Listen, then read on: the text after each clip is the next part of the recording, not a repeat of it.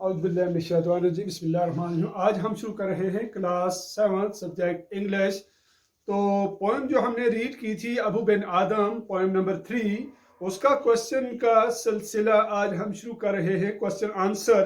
Question number 1 है, what was the angel writing in the book of gold, यानी फरिश्ते ने अपने हाथ में क्या उठाया हुआ था, इसमें वो क्या लिख रहा था।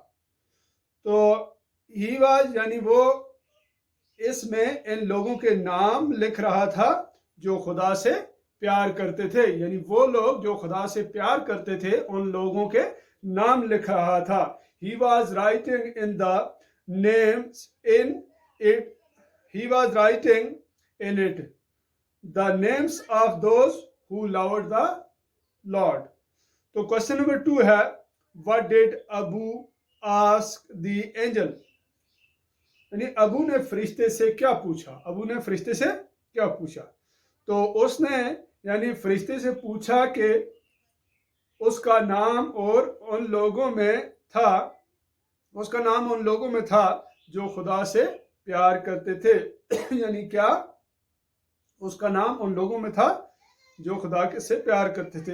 इसका है, he asked the angel if his name was among those who loved the Lord. अब क्वेश्चन नंबर 3 है, why did Abu speak in a low voice, यानी अबू धीमी आवाज में क्यों बोला, क्योंकि उसका दिल जो था वो सुकून और इनकसारी से भरा हुआ था। because his heart was full of peace and humility.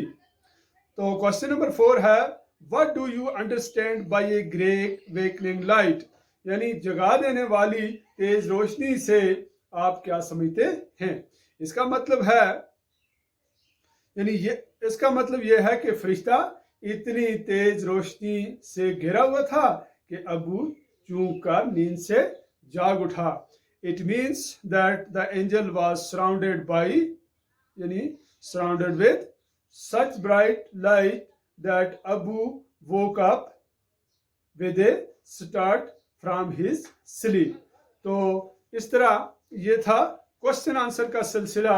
अब हम करने जा रहे हैं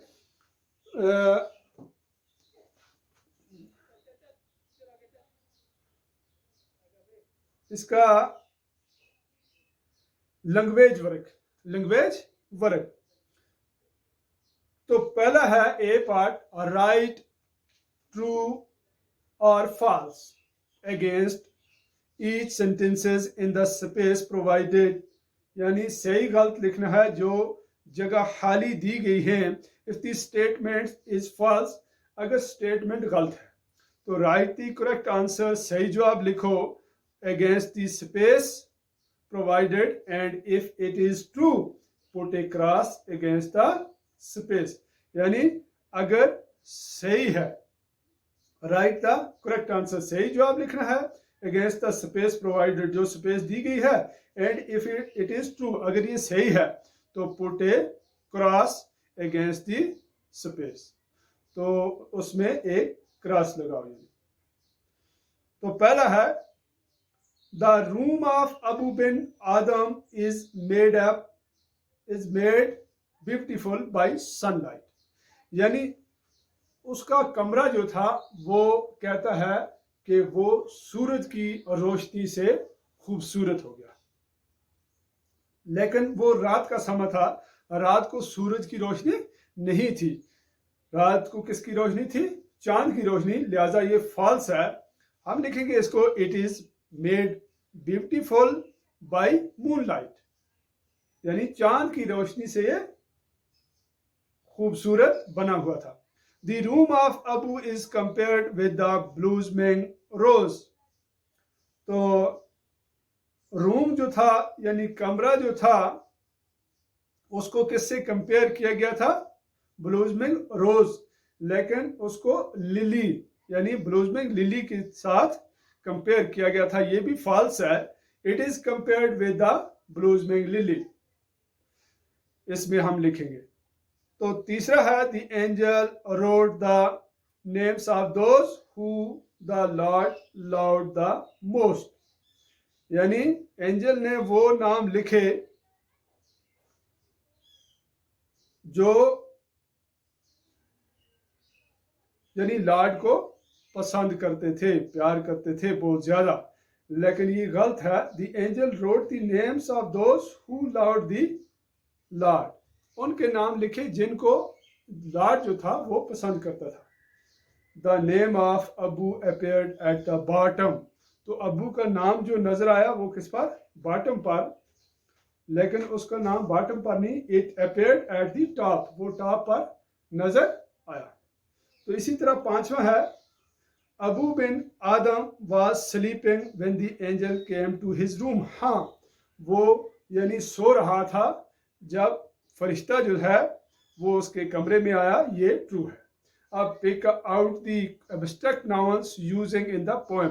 पोएम में जो एब्स्ट्रैक्ट नाउन लिखे गए हैं उनको हमने निकालना है। पहला है पीस, यानी अमन, प्रेजेंस, मौजूदगी, एकॉर्ड, मुताबिक, लुक, देखना यानी लव, ये हैं एब्स्ट्रैक्ट नाउन। अब दूसरा है, compound nouns are formed by adding two और more words to a word, e g. Moon light is equal to moon light. अब सी जो हम इसी तरह करेंगे, फॉर्म कंपाउंड नाउन्स। अब कंपाउंड नाउन्स हमने बनाने हैं फ्रॉम दी फॉलोइंग वर्ड्स, दरअसल जो वर्ड दिए गए हैं, by adding a word to it, इसमें एक यानी एक वर्ड और बनाएंगे जिससे ये कंपाउंड नाउन बन जाएगा। पहला है टूथ, टूथ यानी दांत जो है, हम टूथ इसको साथ लगाएंगे, बुरुश, बुरुश हम करते हैं लिहाजा टूथ बुरुश, दांतों का बुरुश। फिर स्विमिंग, स्विमिंग के साथ हम मिलाएंगे स्विमिंग पूल। इसी तरह क्लास, क्लास जमात, जिस तरह क्लास रूम हम रूम ऐड करेंगे इसमें तो क्लास रूम हो जाएगा। ब्लैक, ब्लैक हो गया काला, ब्लैक बोर्ड जिस तरह होता है, बोर्ड हम लगाएंगे। ये कंपाउंड आर्ट्स, कंपाउंड यानी नाउन्स बन जाएंगे। आफ्टर, आफ्टर हो गया आफ्टरनून, बाद दोपहर। इसी तरह फाइन, उम्दा यानी फाइन आर्ट, बेहतरीन जो है हुनर। Ice, ice box. इसी तरह port, port shot. Dust, dustbin. Snow, snowfall. Good, goodbye. News, newspaper. तो ये था हमारा यानी poem number 3 Abou Ben Adhem, इसका क्वेश्चन आंसर्स और ट्रू फॉल्स, फिर एब्स्ट्रैक्ट नाउन और कंपाउंड नाउन्स। तो मैं आपको इसी तरह ये लिखाऊंगा।